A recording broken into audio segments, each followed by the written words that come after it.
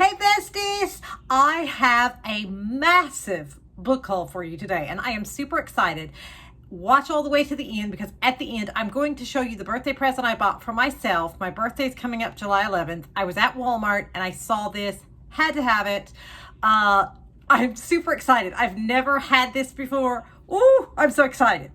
Okay, but oh my goodness. So many 14-day books that I have been waiting for at the library came in. Let's see, 1, 2, 3, 4, 5, 6, 7, 8, 9, 10 that have to be read in 14 days. So I have my work cut out for me and I'm so excited. Okay, so let's just dive right in. The very first one, love the cover, Salt Water by Katie Hayes.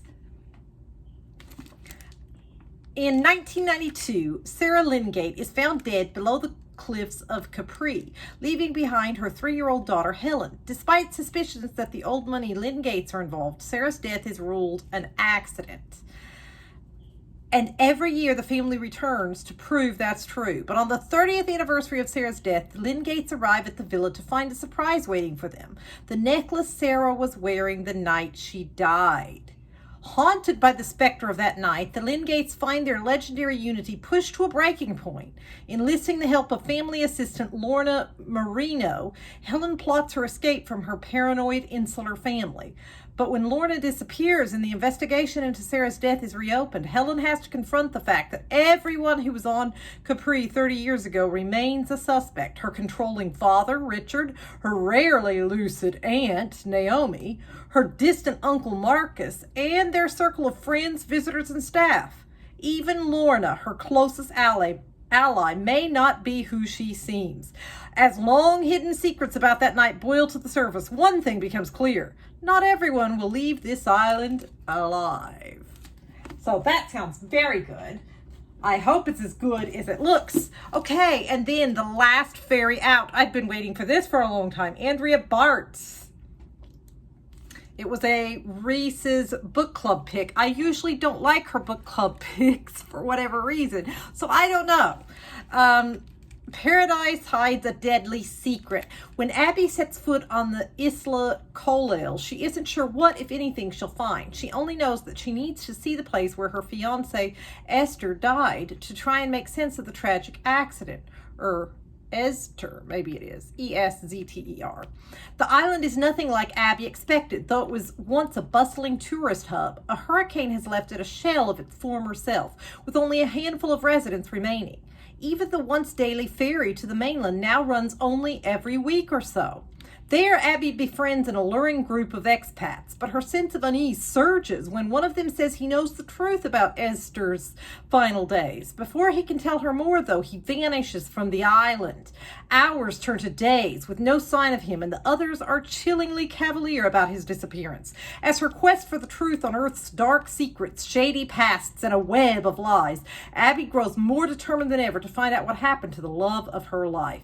And the deeper she gets in the close-knit expat community, the more she suspects that one of them is Esther's unaliver and will do anything to keep the truth buried. But will Abby discover who it is before she becomes the island's next victim? Then the M House, not going to say that word, don't want to get banned on YouTube. This house will cost you your life. That kind of grabbed me. I thought that sounded interesting. It has an ocean view, a private beach, and a deadly secret that won't stay buried. Number 7 Ocean Drive is a gorgeous multi-million-dollar beachfront estate in the Hamptons where money and privilege know no bounds. But its beautiful Gothic exterior hides a horrific past. It was the scene of a series of depraved unalivings that have never been solved. Neglected, empty, and rumored to be cursed, it's known as the M House.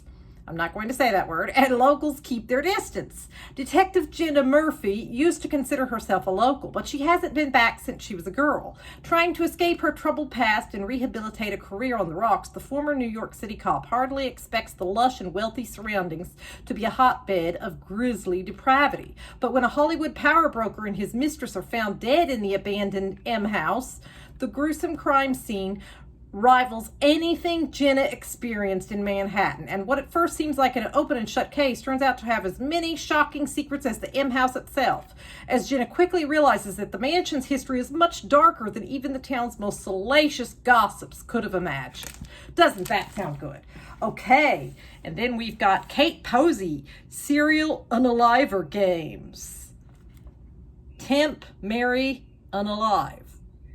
This, I think, is going to be one of those things that's kind of like a funny type unaliving mystery. That's what I'm hoping. It looks like it would be. Dolores Dela Cruz has been dying to spot one in the wild.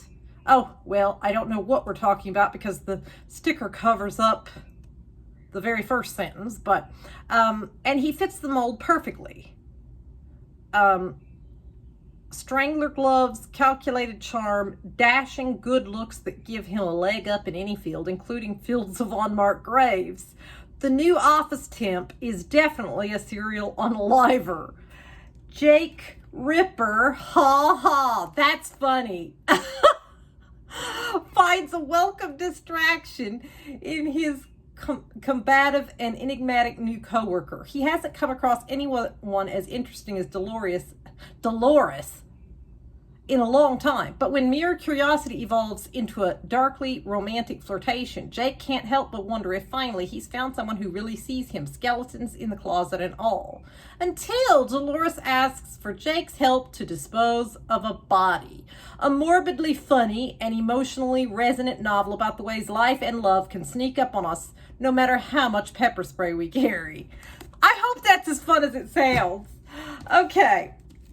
Then David Rosenfeld, Without Warning. Years ago, Katie Sanford's husband was convicted of the unaliving of Jenny Robbins, then died himself in prison. It's a small town and memories are long, and Katie and Jenny's husband, Chief of Police Jake Robbins, have had to work at putting the tragedy behind them. But it's all brought up again in the wake of a hurricane that has just wreaked havoc on their quiet Maine town. Since its founding, Wilton has had a quaint tradition of creating a time capsule every 50 years. This was what I thought was interesting. The time capsule kind of grabbed me. This was one I found when I was just searching through the library. As the editor of the local paper, Katie joins Chief Robbins to supervise its opening. Neither of them is prepared for the macabre set of predictions dating back to months before Jenny's unaliving that they find inside. Someone predicted her death, as well as 11 other tragedies, which are still occurring even long after the death of Katie's husband. At last, after all these years, Katie has reason to hope that her husband might not have been guilty after all.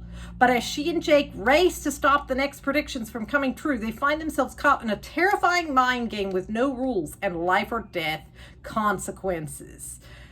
That sounds really good. I've never read anything by this author, but I thought that sounded really, really good. And then I love a good unaliving on a train type mystery. So again, I've never read anything by Alexandra Benedict, but unaliving on the Christmas Express. 18 passengers, 7 stops, 1 unaliver. Passengers who sleep on this train may never wake up. In the early hours of Christmas Eve, the sleeper train from London to the Highlands derails, along with the festive plans of its travelers. With the train buried in snow in the middle of nowhere, the passengers only have one another, and not all of them will reach their holiday celebrations. As an unaliver tries to pick passengers off one by one, former Met Detective Roz Parker can't resist one last investigation. But unaliving in a locked room is a formidable puzzle for even the most seasoned investigator. When accusations begin to fly, the group of travelers fractures and unexpected alliances form. Can Roz find the culprit before anyone else is lost? Doesn't that sound fun? Oh, I love it. Okay, now all the rest of these are 14-day books. So that means they're brand new, hot off the press. So probably you haven't read these yet. It Happened on the Lake by Lisa Jackson. In this twisty, taut thriller, a woman suspected of unaliving returns to the Oregon town where a nightmare unfolded 20 years ago and is waiting to engulf her again. The huge Victorian house on Lake Twilight. Oh, I love that. Lake Twilight. Oh, I want to go there. I know this is fictional, but it sounds beautiful. Belongs to Harper Reed Prescott, as does the private island on which it sits. Harper wants little to do with either. 20 years ago, Harper's grandmother died suspiciously while in her care on the same night that Harper's boyfriend disappeared. His body was never found and no charges were filed, but the rumors haven't faded. There have been other deaths, other accidents, all revolving around Harper and her family. Now Harper's marriage is over, her college-age daughter is estranged, and Harper just wants to sell the property and make a fresh start. Except returning to the lake has stirred everything up again. Whispers, memories, and the persistent feeling that as she gazes out at the houses across the water, she's being watched in turn. The whole town has always thought Harper has something to hide, and they're right. But she might have even more to fear. I love it. And yay! Look what I have! Another Frida McFadden! The Crash. Tegan is 8 months pregnant and desperately wants to put her crumbling life in the rearview mirror. So she hits the road, planning to stay with her brother until she can figure out her next move. But she doesn't realize she's heading straight into a blizzard. She never arrives at her destination. Stranded with a dead car and broken ankle, Tegan worries she's made a terrible mistake. Then she is rescued by a couple who offers her a room in their warm cabin until the snow clears. But something isn't right. Tegan believed she was waiting out the storm, but staying here may have been her most deadly mistake yet, and now she must do whatever it takes to save herself. I'm sure that'll be good. I see you've called in Dead by John Kennedy. The title alone made me interested. I mean, that's hilarious. Obituary writer Bud Stanley isn't really living his best life. He's fallen into a funk after a divorce. She left him for another man who, in fairness, was far more interesting. He's not doing his job well. He's given up on dating, and he's about to be fired for accidentally publishing his own obituary one mildly drunken night. So technically, the company can't legally fire a dead person. As Bud awaits his fate at work, he does the only logical thing. He goes to the wakes and funerals of total strangers to learn how to live again. So we'll see. I thought it sounded kind of interesting. Then welcome to M Week. Karen Dukas. Again, I've not read any of her books. So if I like this one, I want to go back and read her backlist because I see she's the author of The Last Book Party, and that sounds like a good read. When 34-year-old Kath loses her mostly absentee mother, she doesn't know how to mourn. With days of quiet, unassuming routine in Buffalo, New York, Kath consciously avoids the impulsive lifestyle that her mother once led. But when she goes through her mother's things one afternoon, Kath is perplexed to find tickets for an upcoming unaliving week. In the Peak District in England, a whole town has come together to stage a fake unaliving mystery to boost tourism in their quaint hamlet. Baffled but intrigued by her mother's secret purchase, Kath decides to go on the trip herself and begins a journey she never could have anticipated. Teaming up with her, two American cottage mates, both ardent mystery lovers, Wyatt Green, who works unhappily in his husband's birding store, and Amity Clark, a divorced romance writer struggling with her novels. Kath sets about solving the crime and begins to unravel shocking truths about her mother along the way. Amid a fling, or something more, with a handsome local maker of artesian gin, Kath and her irresistibly charming fellow sleuths discover that their week of fake unaliving helps them face up to real crossroads in their own lives. Witty, wise, and deliciously escapist, Welcome to M Week is a fresh, inventive twist on the M mystery and a touching portrayal of one daughter's reckoning with her grief, her past, and her own budding sense of adventure. I hope that's as fun as it sounds. Okay, and then Harlan Coben. I have liked a lot of his books. Nobody's Fool. A year after the devastating events that took place in Fool Me Once, Harlan Coben's best-selling thriller and #1 Netflix series, A Secret from former detective Sammy Kearse's college days comes back to haunt him. Present day is hard enough for the disgraced Kearse, but his past isn't through with him yet. Sammy Kearse, a young college grad backpacking in Spain with friends, wakes up one morning covered in blood. There's a knife in his hand. Beside him, the body of his girlfriend, Anna, dead. He doesn't know what happened. His screams drown out his thoughts, and then he runs. 22 years later, Kearse, now a private investigator, is a new father who's working off his debts by doing low-level surveillance jobs and teaching wannabe sleuths at a night school in New York City. One evening, he recognizes a familiar face at the back of the classroom. Anna! It's unmistakably her. As soon as Kearse makes eye contact with her, she bolts. For Kearse, there is no choice. He knows he must find this woman and solve the impossible mystery that has haunted his every waking moment since that terrible day. Doesn't that sound exciting? Oh my goodness. I hope my stack doesn't fall over. It's starting to look a little wobbly over here. Okay. And then James Patterson and J.D. Barker, the writer. You'll never forget the ending.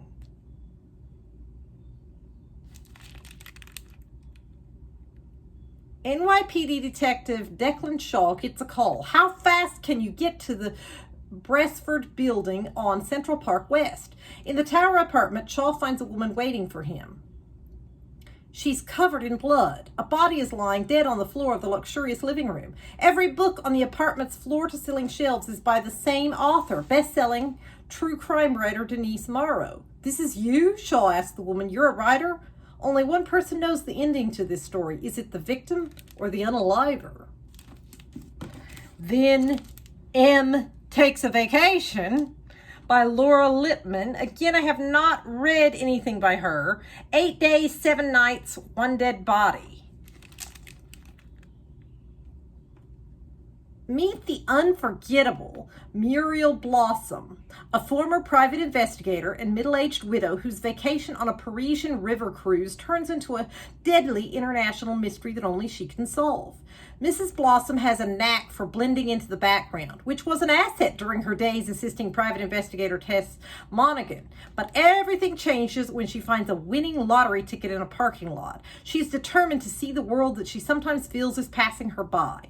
When Mrs. Blossom booked her cruise through France on the MS Solitaire, she did not expect to meet Alan on her transatlantic flight. He is the first man who sparked something inside her since her beloved husband passed. She also didn't expect Alan to be found dead 24 hours later in Paris, a city he wasn't supposed to be in.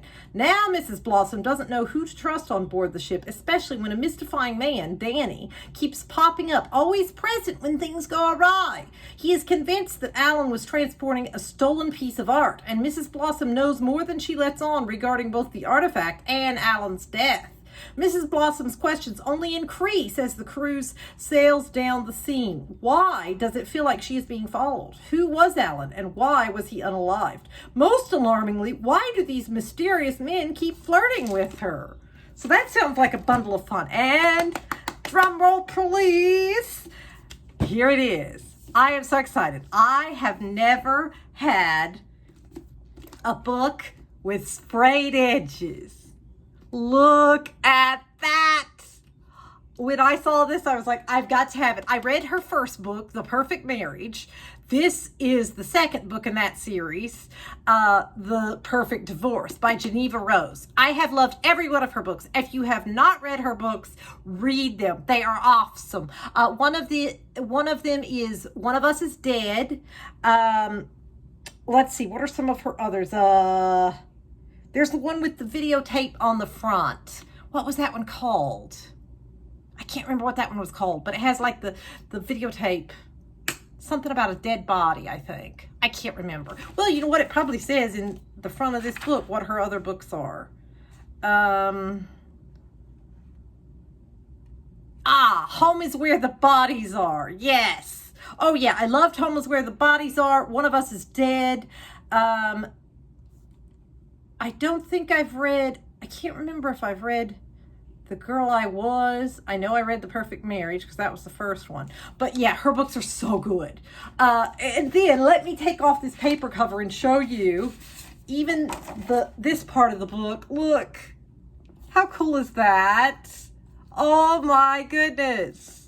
Oh, I'm so excited. The library does not have this book. I've checked many, many times, so I could not resist. It's been 11 years since high-powered attorney Sarah Morgan defended her husband Adam against the charge of unaliving his mistress. Sarah has long since moved on, started a family with her new husband Bob Miller, and changed careers. Her life is back to being exactly how she always wanted. Or is it? After discovering Bob engaged in a one-night stand, Sarah wastes no time filing for divorce. However, amid their ugly separation, new DNA evidence is uncovered in the case against Adam, forcing the police to reopen the investigation and putting Sarah right back in the spotlight. Everyone wants to know what really happened, most of all former Deputy Hudson, who is hell-bent on finding the truth. But when the woman Bob slept with is reported missing, he and Sarah start to fight dirty, and a high-stakes game of cat and mouse ensues, filled with page-turning suspense and Geneva Rose's signature twists and turns. This book will have readers wondering, can Bob and Sarah achieve the perfect divorce, or will it be till death do us part? So, yeah, that's my birthday present. I am super excited. Alrighty, tell me in the comments, please. Do any of these books look good? Have you read any of them? Which ones do you want to read? Tell me all about it. I'm so excited. Now I'm going to go read. I will see you next time. Bye.